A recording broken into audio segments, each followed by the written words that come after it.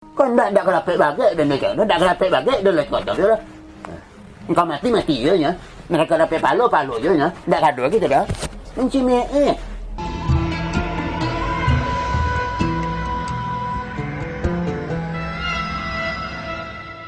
Bismillahirrahmanirrahim. Assalamualaikum warahmatullahi wabarakatuh.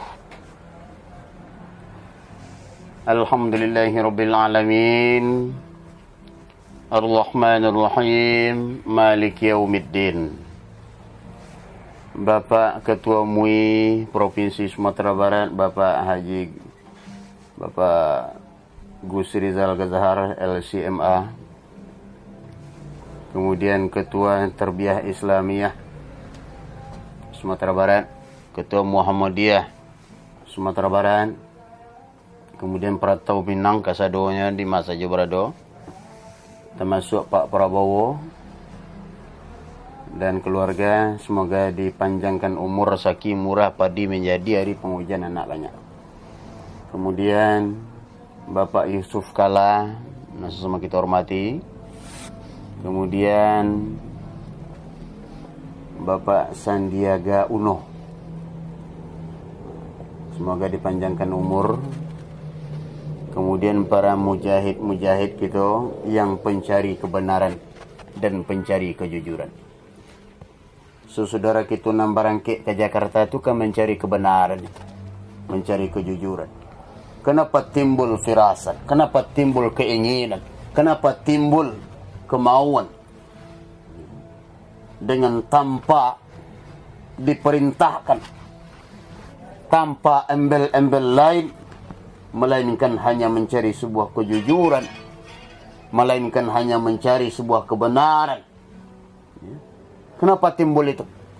Karena adanya suatu masalah di negara itu yang seharusnya tidak terjadi, yakni sebuah manajemen yang rusak, khususnya di dalam pemilihan pemimpin yang diidam-idamkan oleh umat manusia, khususnya rakyat Indonesia. Pak Jokowi, Indonesia kan mayoritas Islam.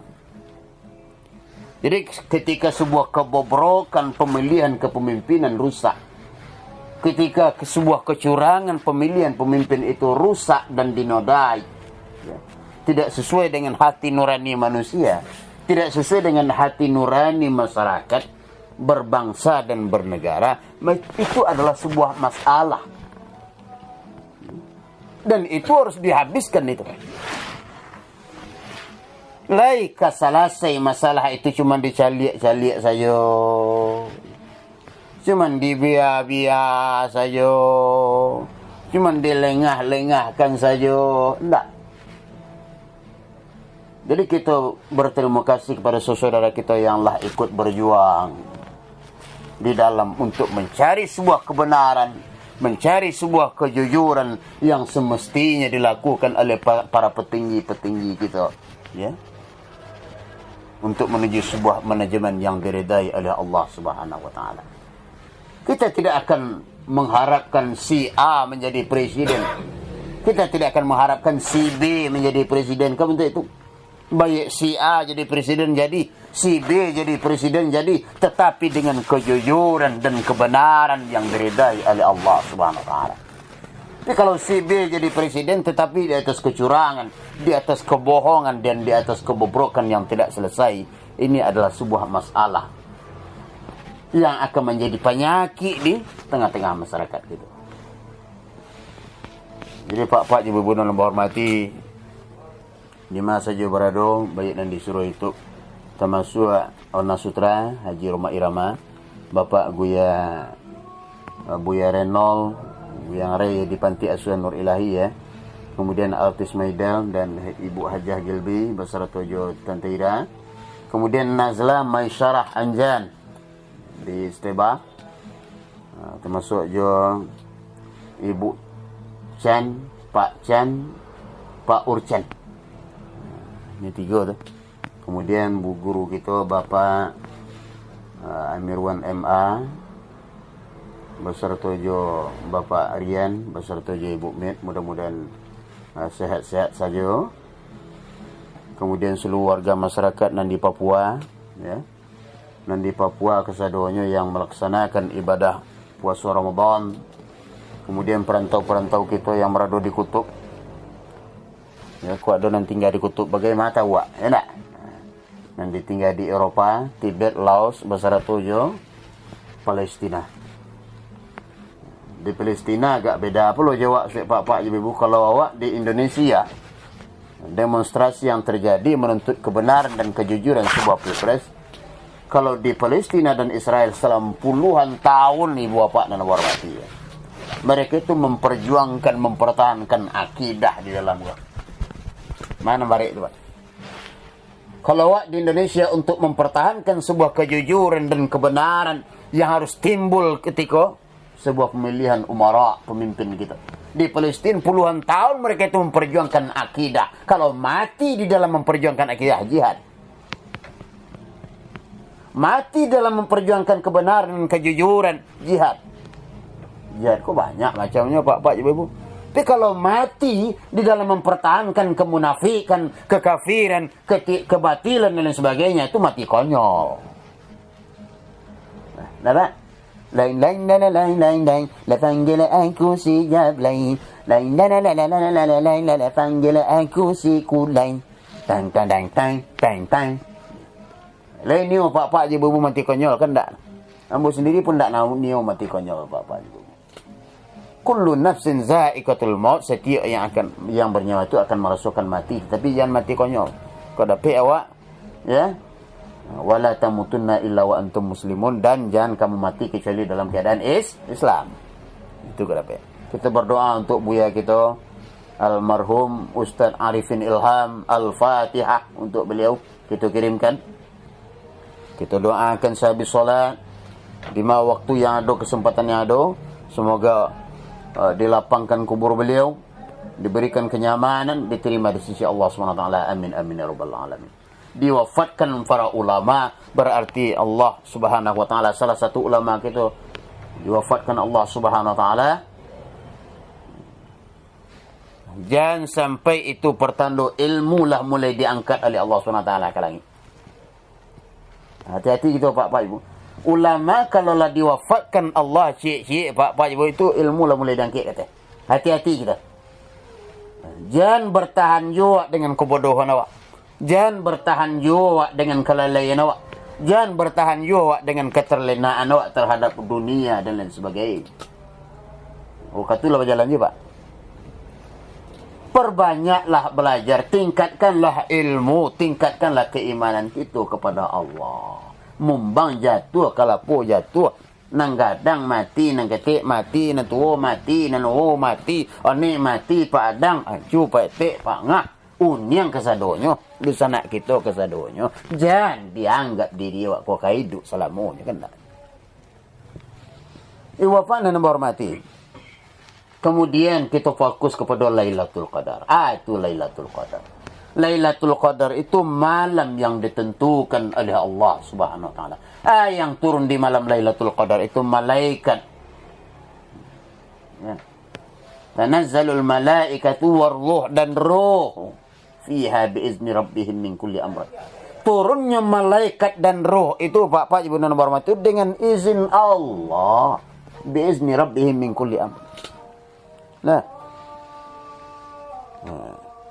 Lailatul Qadri itu Pak Ibu khairum min alfi syahr, ya. Awalnya kan inna anzalnahu fi lailatul qadr wa ma adraka ma lailatul qadr. Lailatul Qadri khairum min alfi syahr. Tanazzalul malaikatu war-ruhu fiha biizni rabbihim min kulli amr. Salamun hiya hatta matla'il fajr. Sesungguhnya kami menurunkan Al-Quran pada malam kemuliaan. Nah, apa itu? Malam Lailatul Qadar. Malam kemuliaan lebih baik daripada 1000 bulan. Turun malaikat dan roh. Ya. Turun malaikat dan malaikat Jibril dengan izin Tuhannya untuk matur segala urusan. Malam itu penuh kesejahteraan sampai tabi fajar. Kehendak siapa, Pak? Nyeturunkan malaikat, nyeturunkan Jibril dan sebagainya. Kehendak siapa, Pak? Nya turunkan keberkahan, ya. Nya limpahkan pahala daripada amal ibadah. Nya pilih sia-sia yang bersungguh-sungguh dalam malam itu. Kehendak siapa? Kehendak Allah. Timbal baliknya dari awak, Pak. Sudahlah awak dia Lailatul Qadar, malam qadar, diturunkan malaikat segala macam, tetapi awak tidak menggubris, narugi siapa? Allah yang rugi atau awak? Awak narugi. Harusnya ada penyambutnya dari awak, timbal baliknya dari awak. Jual tu. Allah menginginkan awak beribadah malam itu bersungguh-sungguh. Tadarus awak, ditingkatkan tarawih awak, ditingkatkan kekhusukan solat awak, berzikir awak lebih banyak parudan biasa. Jangan awak Ramadan ku aja ikut manci, makin kau juang makin habis. Nah, kok dapik makin kujung makin mani aja. Apa ya? Kalau tabu apa? Tabu makin ke pangkanya makin baik ku kujung. Nah. Jangan ku manci makin kujung makin nabi, tumbul kemajuan di jemaah, maju ba'ah. Nan biasa di belakang tagak lari muka. Nan gaya-gaya aja tinggal leh.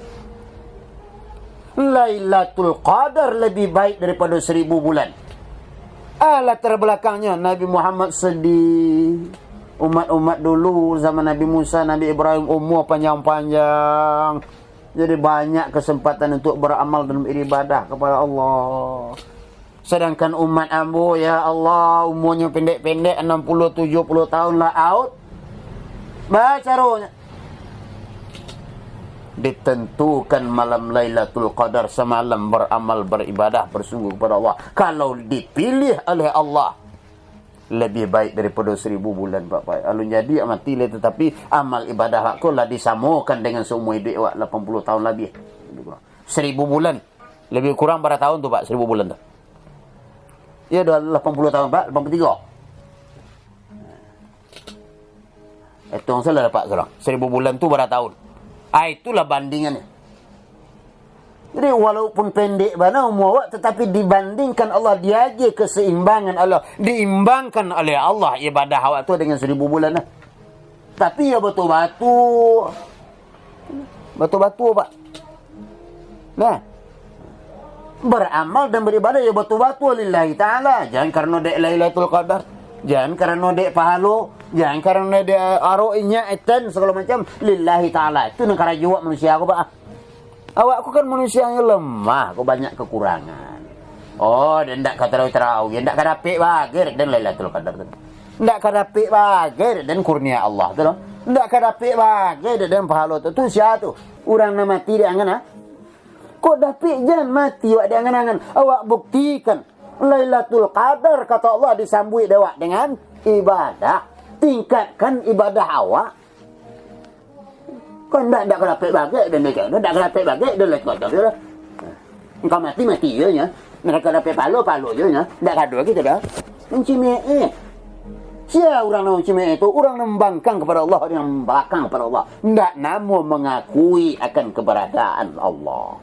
Apalagi nyo beramal dan beribadah di malam Lailatul Qadar. Mencimee nang kalai. Jadi wafat nan hormati.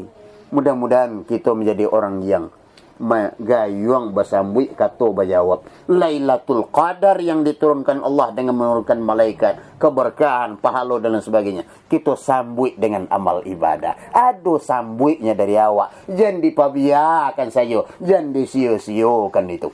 Assalamualaikum warahmatullahi wabarakatuh.